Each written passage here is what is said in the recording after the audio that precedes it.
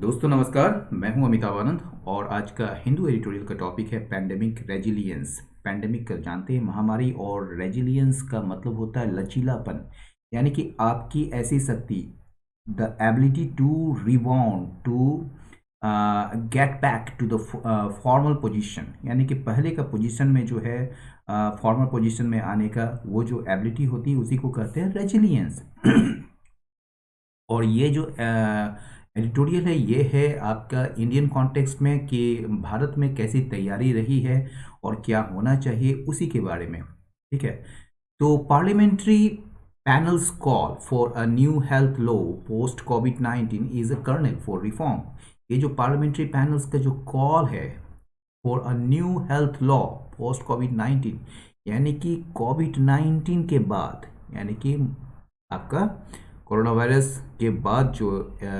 Parliamentary panels का जो call है, यानी कि ये संसदीय जो पैनल है उसका जो मांग, यहाँ पर कॉल का मतलब मांग किस चीज़ का, एक नए स्वास्थ्य कानून का, वो क्या है, is a kernel for reform. ये जो है कर्नल का मतलब होता है बीज, ठीक है, लेकिन यहाँ पर कहेंगे आधार। ठीक है, रिफॉर्म का ये आधार है। The report of the Parliamentary Standing Committee on Home Affairs calling for a comprehensive Public Health Act as a response to the extreme stresses caused by COVID-19 is a welcome call to reform a fragmented health system. ये जो report है किसका, parliamentary standing committee, यानी कि संसदीय अस्थायी समिति का, ये होम अफेयर्स पर, ठीक है ना, होम अफेयर्स गृह मंत्रालय का, कॉलिंग फॉर मतलब मांग करना, एक कॉम्प्रिहेंसिव, एक व्यापक सार्वजनिक स्वास्थ्य अधिनियम का, ठीक है, एज ए रिस्पॉन्स, एक प्रतिक्रिया स्वरूप या प्रतिक्रिया के रूप में, to the extreme stresses caused by कोविड-19, यानी कि कोविड-19 के वजह से जो एक अत्यधिक एक व्यापक तनाव जो हुआ था उसी को प्रतिक्रिया स्वरूप जो है ये एक कॉम्प्रिहेंसिव पब्लिक हेल्थ एक्ट की मांग की जा रही है। और ये इसके मांग करने वाले जो है वो रिपोर्ट है, मतलब कि parliamentary standing committee on home affairs का, ठीक है ना, उसमें मांग की गई है। और यह जो है, ये जो रिपोर्ट है, ये जो एक वेलकम कॉल है, यहाँ पर कॉल मांग नहीं है, यहाँ पर कॉल एक ओपिनियन है, एक स्वागत योग्य विचार है, टू रिफॉर्म, सुधार करने के लिए, अ फ्रेगमेंटेड हेल्थ सिस्टम, एक खंडित, मतलब कि फ्रेगमेंटेड जो स्वास्थ्य प्रणाली है, खंडित स्वास्थ्य प्रणाली को सुधार करने के लिए। When the pandemic arrived, जब पैंडेमिक यहाँ आया था, यानी जब महामारी यहाँ पर प्रवेश की थी, तो नेशनल हेल्थ प्रोफाइल 2019 डाटा, ये जो नेशनल हेल्थ प्रोफाइल 2019 का जो डाटा है उससे पता चला कि that there were an estimated 0.55 government hospital beds 4000 people, यानी कि 1000 लोगों के लिए अनुमानतः या अनुमानित जो है सरकारी जो हॉस्पिटल बेड्स है वो कितना है, 0.55, यानी कि 1000 में एक भी बेड जो है लोगों के लिए नहीं है, मतलब आधा बेड के समान, मतलब कि आधा ही बिस्तर उसको दिया जाते हैं, यानी कि आप कह सकते हैं 0.55 जो है ना वो गवर्नमेंट हॉस्पिटल बेड्स जो है वो अवेलेबल था, ये 2019 के डाटा के अनुसार। Prolonged underinvestment in public health infrastructure thus left millions seeking help from a highly commercialized private sector with little regulatory oversight। यहाँ तक पढ़ लेते हैं पहले। Prolonged, एक दीर्घकालिक, ठीक है, अंडर इन्वेस्टमेंट, अंडर इन्वेस्टमेंट मतलब कि less investment that is then what is needed, यानी कि अल्प निवेश, ठीक है, जितना जरूरत है उससे कम निवेश, ठीक है। तो एक दीर्घकालीन अल्प निवेश जो था किसमें, पब्लिक हेल्थ इंफ्रास्ट्रक्चर्स में, यानी कि आप इसको कह सकते हैं सार्वजनिक स्वास्थ्य बुनियादी ढांचे में। और 10 मतलब इस तरह लेफ्ट मिलियंस, लाखों लोग जो है मजबूर हुए मांगने के लिए, सीकिंग हेल्प, क्या मांगने के लिए, मदद मांगने के लिए, from a highly commercialised private sector, यानी कि बहुत ही ज़्यादा, हाईली मतलब बहुत ही ज़्यादा कमर्शियलाइज्ड, यानी कि वाणिज्यीकृत किया हुआ जो निजी सेक्टर है, निजी क्षेत्र है, उससे मदद मांगने के लिए मजबूर हुए लोग, लाखों लोग। इन प्राइवेट सेक्टर में जो है लिटिल रेगुलेटरी ओवरसाइट, मतलब कि बहुत न के बराबर जो है रेगुलेटरी ओवरसाइट है। रेगुलेटरी मतलब कि विनियामक, ओवरसाइट का मतलब निरीक्षण या निगरानी, ठीक है ना। तो जहाँ पर जो है निगरानी जो है रेगुलेटरी बॉडी का बिल्कुल नहीं है। The situation was even worse in rural areas, ये ग्रामीण क्षेत्रों में जो है जो स्थिति जो है वो और बदतर है और ज़्यादा खराब है, जहाँ पर केयर फैसिलिटीज़, देखभाल करने की जो सुविधाएं हैं वो कमज़ोर है, मतलब कि बहुत ही ख़राब है, पुअर है। And urban workers fled to their villages, और जो अर्बन वर्कर्स जो थे, जो शहरों में काम कर रहे थे, वो जो है अपने विलेज की तरफ लौट आए, ठीक है। Afraid of the cost of falling sick in cities, वो डरे हुए थे किस चीज़ से? सिटीज़ में, शहरों में जो है अगर बीमार पड़ जाते हैं तो उसका कॉस्ट वो झेल नहीं पाएंगे, ठीक है ना। तो उस कॉस्ट को, उस लागत को, जो मतलब कि बीमार पड़ने की जो लागत है, मतलब उसमें जो खर्च होने वाली है, उसको, उससे डरते हुए जो है वो कहाँ चले आए? विलेजेस में आ गए। Acknowledging these distortions and the inadequacy of existing legal frameworks, the panel has called for an omnibus law that will curb profiteering during such crises and provide robust cashless health insurance। कहा जा रहा है इन डिस्टोर्शंस को, इन विकृतियों को स्वीकार कर, मतलब कि मानते हुए, और किस चीज़ को? इनएडिक्वेसी, अपर्याप्तता ऑफ एग्जिस्टिंग लीगल फ्रेमवर्क्स, जो मौजूदा कानूनी ढांचा जो है हमारे यहाँ, उस चीज़ को और जो विकृति हैं उनको स्वीकार करते हुए, उनको मानते हुए, पैनल ने मांग की है एक सर्वव्यापी कानून का, ठीक है, जो अंकुश लगाएगा मुनाफाखोरी में इन क्राइसिस के दौरान, ठीक है। And provide robust cashless health insurance, और किसका प्रावधान करेगा? एक कैशलेस, एक मजबूत, एक बेहतरीन जो कैशलेस होता है, जिसमें जो कैश की ज़रूरत नहीं होती है, आप जैसे कार्ड वगैरह के थ्रू ही आप पूरा इंश्योरेंस वगैरह या कोई भी चीज़ जो है ट्रांजेक्शन कर सकते हैं, तो कैशलेस हेल्थ इंश्योरेंस वो प्रोवाइड करेगा। Its indictment of the frivolous commerce surrounding healthcare provision, however, can serve a larger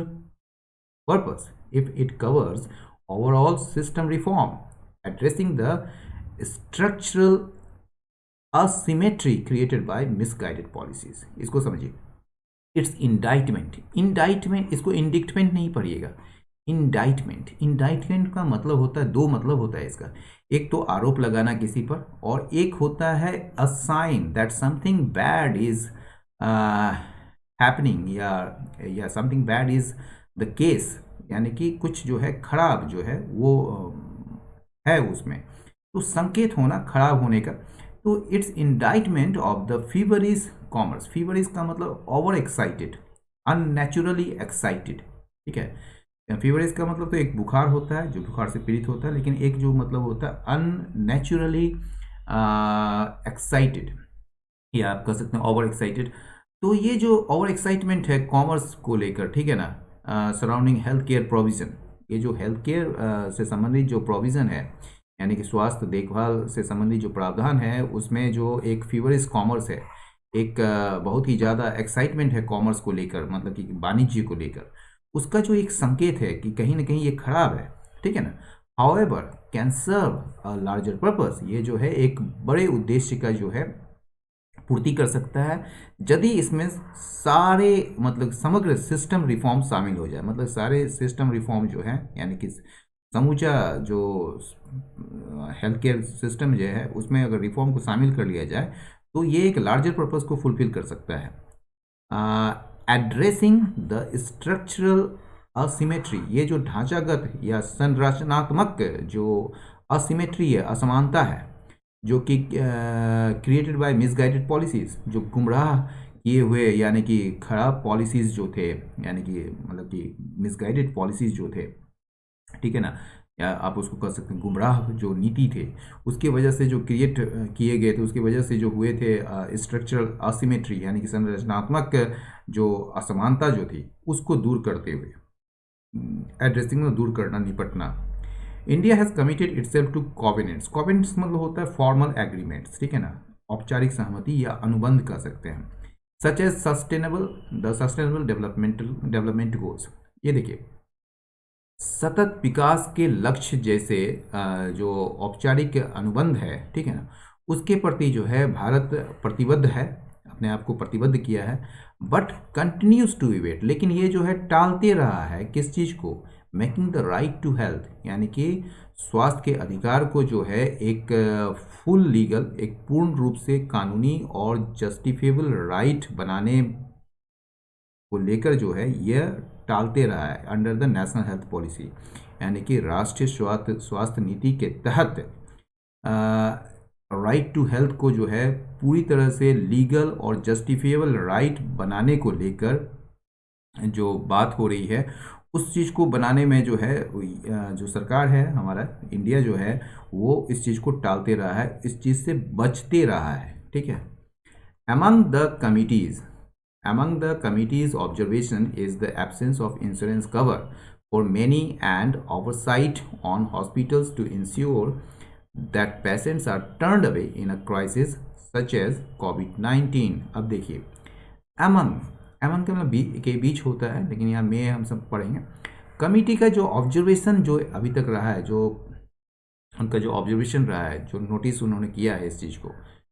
पर्यवेक्षण कर सकते हैं, तो ये जो कमेटी का जो ऑब्जर्वेशन में जो है वो क्या है, एक जो है एब्सेंस ऑफ इंश्योरेंस कवर है फॉर मेनी, मतलब कई लोगों के लिए जो है जो इंश्योरेंस कवर होना चाहिए उसकी एब्सेंस है, मतलब कि वो अनअवेलेबल है, वहाँ पर है ही नहीं वो इंश्योरेंस कवर बहुत सारे लोगों के लिए। तो ये कमेटी का ऑब्जर्वेशन है। ठीक है। और क्या है, ओवरसाइट ऑन हॉस्पिटल्स। ठीक है, हॉस्पिटल्स पे जो निगरानी होनी चाहिए खास करके प्राइवेट हॉस्पिटल्स पर, तो उस पर जो एक निगरानी होनी चाहिए, जो निरीक्षण होना चाहिए, उसकी कमी है या उसका अभाव है, जिससे कि आप सुनिश्चित कर सकें कि पेशेंट्स जो है वो भगा नहीं दिए जाएं, यानी कि उसको जो है एक तरीके से टाल ना दिया जाए, उसको जो एक तरीके से आप उसका ट्रीटमेंट ना करें in a crisis such as कोविड-19। टर्न में मतलब किसी चीज़ को भगा देना। ठीक है ना। तो कोविड-19 जैसे क्राइसिस में जो है पेशेंट्स को भगा ना दिया जाए। ठीक है। While the panel is right to view this as a breach of trust, हालांकि ये जो पैनल है वो अपने आप में सही है इस चीज़ को देखने में कि ये जो है एक ब्रीच ऑफ ट्रस्ट है, यानी कि विश्वास की एक तरह से उल्लंघन है ये। One of the pandemics impacts, अब कहा जा रहा है कि पैंडेमिक के कई सारे प्रभाव थे, तो उसमें से एक जो है वो क्या रहा है, staggering rise in premiums. Staggered मतलब होता है कहीं कहीं पर। ठीक है ना, एक जैसा नहीं, एक समान नहीं, लेकिन स्टैगरिंग का जो मतलब होता है यहाँ पर बहुत ही ज़्यादा भारी। ठीक है ना। तो प्रीमियम्स में भारी बढ़ोतरी हुई है, उसका एक पैंडेमिक्स का एक इम्पैक्ट रहा है, खास करके या विशेष करके किसके लिए, सीनियर सिटीजन्स के लिए। वो कहाँ तक रहा, of even up to 25% of insured value, जो इंश्योर्ड वैल्यू है, जो बीमित जो मूल्य है, उसका 25% तक मतलब कि उसमें बढ़ोतरी हुई है प्रीमियम्स में। व्हाट इज मोर, इससे भी ज़्यादा जो है वो क्या है, द इंश्योरेंस रेगुलेटर जो है ईडीआई IRDAI, ठीक है, वो IRDAI जो है वो क्या किया है, उसने जो है सेट किया है 65 वर्ष को as the maximum age of entry for a standard policy earlier this year. ठीक है, यानी कि इस साल के शुरुआत में जो IRDAI जो है, जो कि इंश्योरेंस रेगुलेटर है, उसने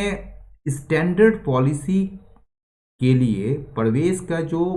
मैक्सिमम एज है, जो सबसे अधिकतम जो सीमा है, उम्र सीमा, वो 65 वर्ष निर्धारित किया है। ठीक है, इस साल के शुरुआत में।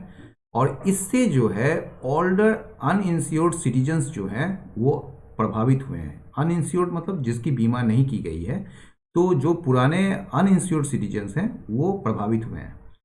Such as limits must be fully removed, इस प्रकार का जो एज लिमिट्स, जो एज सीमा है, उम्र सीमा है, इसे पूरी तरह से हटाना चाहिए। The answer to creating an equitable framework lies in a tax funded system, ये जो आंसर है, आंसर मतलब हल, to creating an equitable framework lies in a tax funded system, ये जो इक्विटेबल मतलब न्यायोचित कह सकते हैं, या समान ढांचा बनाने का जो हल है, वो कहाँ पर निहित है, लाइज मतलब निहित है, किस में निहित है, टैक्स फंडेड सिस्टम में, यानी कि ऐसा सिस्टम जो टैक्स से चलता हो। ठीक है ना, उसमें निहित है। विद द गवर्नमेंट, जिसमें सरकार जो है being the single and sole payer to care providers, जिसमें सरकार क्या है, वो एकल और एकमात्र भुगतान करता होता है। किसका, किसके लिए, केयर प्रोवाइडर्स, जो केयर प्रोवाइडर्स हैं जैसे LIC है या बहुत सारे जो इंश्योरेंस प्रदान करने वाले जो प्लेयर हैं, उसके लिए जो है एकमात्र सोल प्लेयर होता है, ठीक है, government. This is a long pending recommendation, ये जो है लंबे समय से लंबित जो है एक सिफारिश है। और सिफारिश किसकी है, from the erstwhile planning commission, ये जो पूर्ववर्ती जो प्लानिंग कमीशन था, योजना आयोग, जिसको कि अब नीति आयोग बना दिया गया है, तो वो प्लानिंग कमीशन का ही ये जो है लॉन्ग पेंडिंग रिकमेंडेशन है, and should be part of any reform, और ये जो होना चाहिए किसी भी रिफॉर्म का एक पार्ट होना चाहिए, एक हिस्सा होना चाहिए। The government as the single payer if not sole care provider at present would be better able to resist commercial pressures in determining costs। कहा जा रहा है सरकार जो है एक सिंगल पेयर के रूप में, एक एकल भुगतानकर्ता के रूप में, भले जो है वो मतलब एकमात्र केयर प्रोवाइडर ना हो वर्तमान में, ठीक है ना, वो जो है सरकार एक बेटर पोजीशन में होंगे या बेटर एबल होंगे, मतलब कि बेहतर स्थिति में होंगे टू रेसिस्ट, रोकने के लिए, commercial pressures in determining cost, जो लागत है उसको निर्धारित करने में जो कमर्शियल प्रेशर्स आते हैं, यानी कि वाणिज्यिक जो आप दबाव आते हैं, उसको रेसिस्ट करने में गवर्नमेंट जो है वो बेहतर स्थिति में होगी। This is equally applicable for central procurement of essential drugs, ठीक है, यानी कि आवश्यक जो दवाएं हैं उसकी केंद्रीय खरीद के लिए भी यह जो है समान रूप से लागू होता है। दिस इज इक्वली एप्लीकेबल, ये जो है समान रूप से लागू होता है किसके लिए, central procurement of essential drugs, आवश्यक ड्रग्स को खरीद, सेंट्रल यानी कि केंद्रीय खरीद के लिए, ठीक है, ये समान रूप से लागू होता है। Which can then be distributed, जिसे जो है बाद में वितरित किया जा सकता है मुफ्त में, ठीक है ना, देन मतलब बाद में, ठीक है। Legal reform must provide for a time-bound transition to universal state-provided health services under a right-based, non-exclusionary framework with states implementing it। ये जो लीगल रिफॉर्म है, ठीक है ना, कानूनी जो सुधार है, उसमें प्रावधान होना चाहिए किस चीज़ का, एक टाइम बाउंड, टाइम बाउंड का मतलब समयबद्ध, ट्रांजिशन परिवर्तन का, ये परिवर्तन किस ओर होना चाहिए, टू अ यूनिवर्सल मतलब सार्वभौमिक स्टेट प्रोवाइडेड, यानी कि राज्य द्वारा प्रदान किए जाने वाले हेल्थ सर्विसेज को, यानी कि स्वास्थ्य सेवाओं को, अंडर अ राइट्स बेस्ड, यानी कि एक अधिकार आधारित मतलब सिस्टम के तहत, नॉन एक्सक्लूजनरी फ्रेमवर्क, ऐसा फ्रेमवर्क जिसमें किसी को भी एक्सक्लूड नहीं किया जा सके, बहिष्कार नहीं किया जा सके, विथ स्टेट्स इम्प्लीमेंटिंग इट, जिसमें जो है स्टेट्स जो है इसे इम्प्लीमेंट करे, मतलब इसको लागू करे। प्राइवेट अरेंजमेंट्स, जो निजी व्यवस्था है, कैन बी एन ऑप्शन, ये एक विकल्प हो सकता है।